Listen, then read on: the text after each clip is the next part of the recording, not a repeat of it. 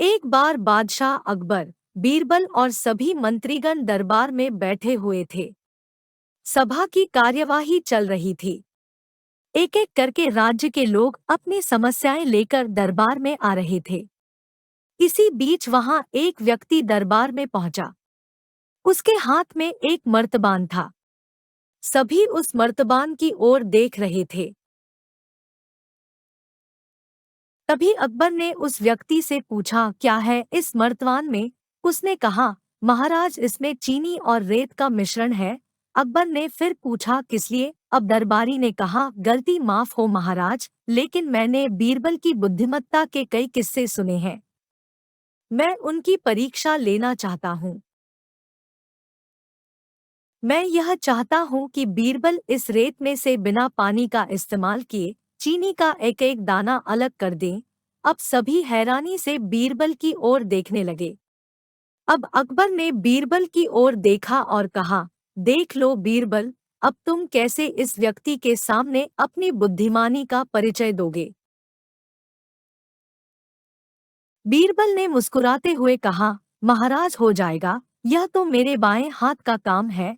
अब सभी लोग हैरान थे कि बीरबल ऐसा क्या करेंगे कि रेत से चीनी अलग अलग हो जाएगी।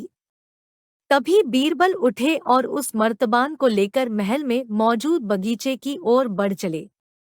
उनके पीछे वह व्यक्ति भी था। अब बीरबल बगीचे में एक आम के पेड़ के नीचे पहुंचे। अब वह मर्तबान में मौजूद रेत और चीनी के मिश्रण को एक आम के पेड़ के चारों तरफ फैलाने लगे। तभी उस व्यक्ति ने पूछा, अरे यह क्या कर रहे हो? इस पर बीरबल ने कहा, ये आपको कल पता चलेगा। इसके बाद दोनों महल में वापस आ गए। अब सभी को कल सुबह का इंतजार था। अगली सुबह जब दरबार लगा तो अकबर और सारे मंत्री एक साथ बगीचे में पहुंचे।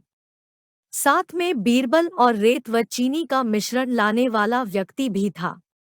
सभी आम के पेड़ के पास पहुंच गए। सभी ने देखा कि अब वहां सिर्फ रेत पड़ी हुई है। दरअसल रेत में मौजूद चीनी को चींटियों ने निकालकर अपने बिल में इकट्ठा कर लिया था